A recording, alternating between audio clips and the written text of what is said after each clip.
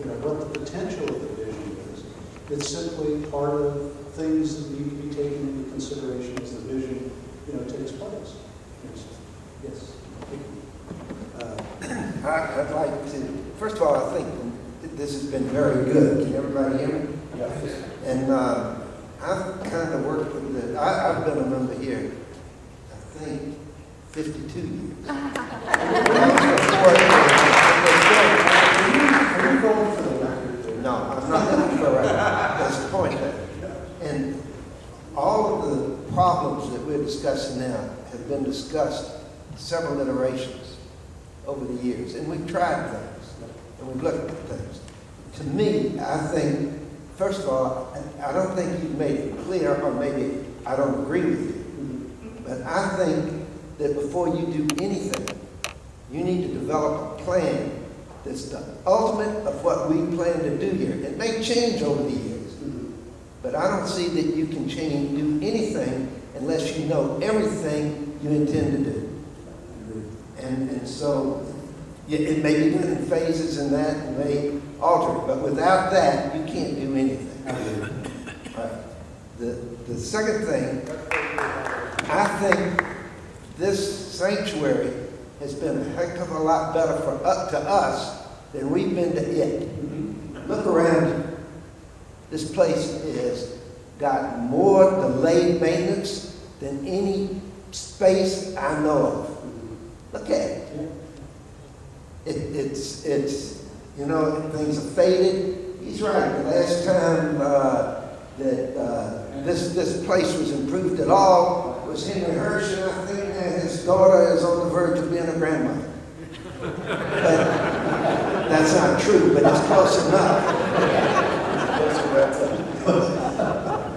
So to me, we need to figure out how we're going to fix that, and that's part of it. I think the biggest problem we have with acoustics is not the acoustics, it's the fact that anybody whispering in that space outside comes through. The doors have been a problem since day one. We've talked about it before. And we need to replace them. We looked at replacing them. Last time we looked, it was going to cost us, what was it? You looked at it with me. It was $65,000, $70,000. Right. But they need to be a lock where the sound doesn't come in. That makes the acoustics better. And I think that, in case most of you don't know, but we've got one of the premier architects in the city in here with us. And if he can't look outside the box to solve this problem, then we ought to beat him over the head with a stick. Absolutely. But this is going to take a solution that's outside the box. The one that we looked at, and I was looking at once upon a time, is the one Randy talked about. I think it was Randy. Yeah, and that is, if we weren't looking at each other, the Mahitza problem would become less. Exactly. And someday maybe we need to figure out if the women could sit here, where no one's looking at them. Right. That alone. But there are a lot of things, but I think we need the other, I disagree with the gentleman who said this isn't a community type space when we die. I can't tell you how much I disagree with that. Maybe it's because I'm so much older than he is, but I've seen an awful lot of shows in my time. I've seen them all the way from Singapore. I've been in them in France. I have never seen a show where people pray together as a community better than in this space. It's almost world-renowned for it. Yeah, I'm in this space during the high holidays, and my sense is there is no greater community anywhere. I mean, it's just a thing. And this sanctuary has done us well. Again, I think we've let it down. And I'm appalled at it. There is a lot. I'm ashamed of myself. Don't be ashamed of yourself. All right. We're a force here. And the last thing is the idea that we're growing. The shul reached, it was much larger years ago than it is now. Because what's happened is slowly we've spurned other shores. We've created other places where people die. But I can remember in the days when our high holidays crowd was so big, we expanded all the way into what was then the social hall. We have kind of reached a point that we go up and down, but we may be where we're at. So yes, at that time we looked at adding the second floor, and the DeKalb County nearly killed us when we talked about it, and that was 40 years ago. Exactly. Yeah. But I think this is something that y'all are on. And I'm personally, I'm glad to see you here, but put on your outside the box Absolutely. thing and don't let us trip you up. But we expect you to come back here with some great ideas. We know you will. And again, we need the long-term plan. Short-term plan don't do it for us. Ain't gonna make it. Well, the first time we met with the committee, we really talked about that. One could work on the needs itself, but there really needed to be sort of a broad, collective vision of what this was. Well, I understand what you're doing, and so I'm sorry that people were confused, and I blame that on the rabbi. He doesn't know how to communicate. But again, I'm glad to see you here, and I'm real proud of this shul, and I'm real proud of the congregation, and I think we'll get around to doing what we ought to be doing. We will. Absolutely. Comment also, please. Yes. These are going to be very minor, little nitty-gritty type of comments, but they may be helpful as you're working through your thoughts. These seats, as you're looking at them, I don't think were really designed for these particular cushions. They were initially designed to be totally wood seating without cushions.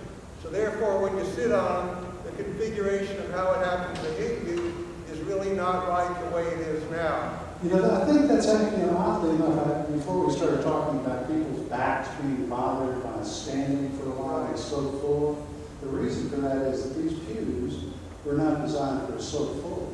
That could be also. And so it's really sort of a multiple functional thing where the angle is just a little wrong. So, Okay, it's and a the nuance second that you comment make. has to do with the books that we pray from. These happen to be very expensive for some reason. I believe that these prayer books are maybe $40. Is that right, Mr. Russman? And some of the blue ones that we have the Torah reading is probably also $40. And if you look at the condition of the books, which are really not that old, and if you look at how they're stored, they really take a lot of abuse. If we are looking down the road a little bit, it would be nice that people don't have to really pick them up and put them away, pick them up and pull them by the backs and twist them and turn them, to have a system where everyone maybe is responsible for their own, and I bet they'll last twice as long. Thank you for that thought.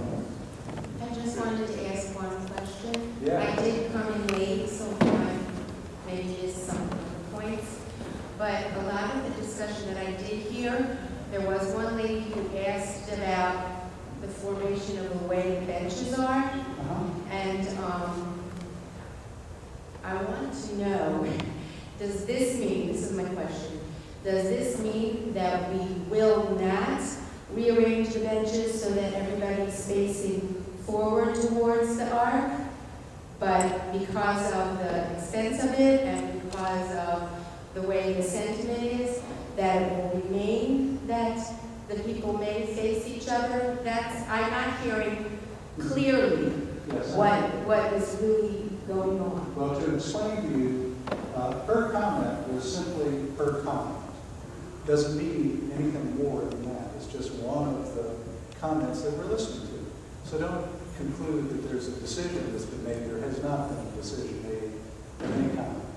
And there may be lots of insights, and that's where we're headed, is to kind of look at where those insights head us and what seems to make the most sense. So all her comment was a great comment that we ought to pay attention to. And yours was too, thank you. Yeah, I'd like to address something else that was brought up today, talking about another level. You young people don't remember back in the days that I remember. I'm talking about Rabbi Spurka and the old B'nai David in Detroit in my childhood, where the women really climbed up a whole set of stairs to a little corner place with a heavy red velvet curtain, and that was the mechitza, and we sat behind that.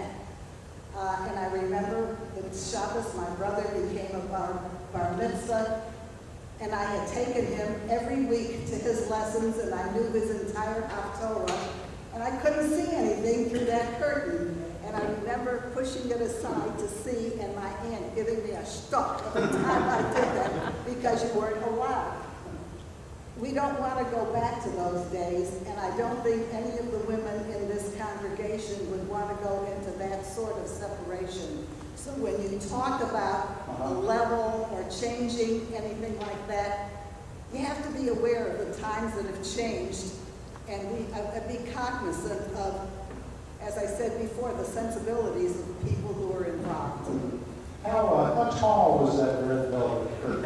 It was tall and it was heavy, and I hated it, but there it was, and nobody asked me. Well, let's see, make sure we don't have a heavy red velvet curtain like that. Yes. Part of the beauty of this congregation is that there are people from everywhere, and we're all growing at our own pace, and we all have different views of what's going on. There are some people that would like to be behind the curtain. Not many, but there are a few. Some of them daven in the kollel. It's not a curtain, but they feel more comfortable. Yeah. But there are people that don't want to change this mechitza.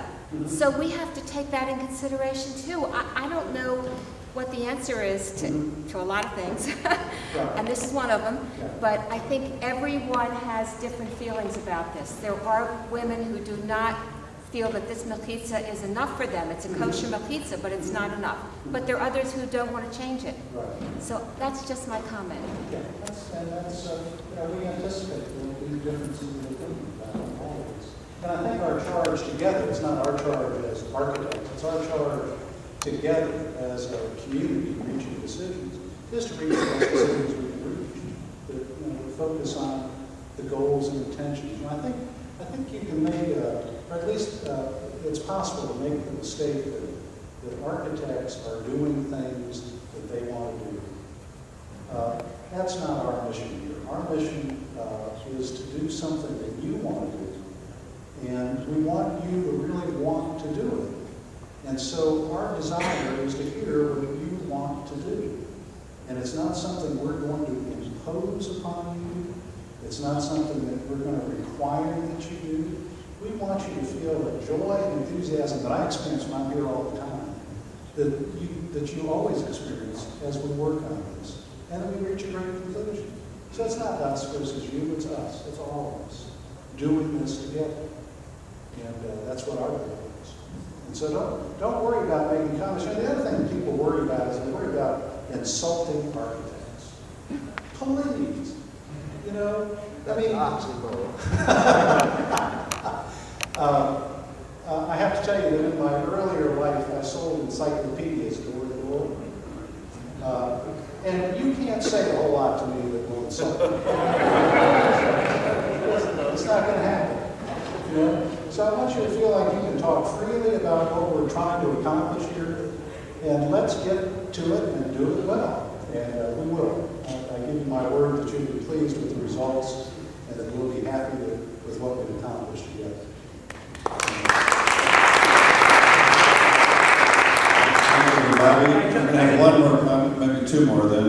I've got Charles here and Rabbi Shapiro, and then we have a fistful of comments to go to our architect. Obviously, one more cut. We'll take three more. We want everybody to be able to be heard. We do want to close this off pretty soon. Charles, go ahead.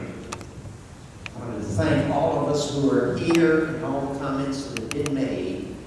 One of the big things that I believe needs to be done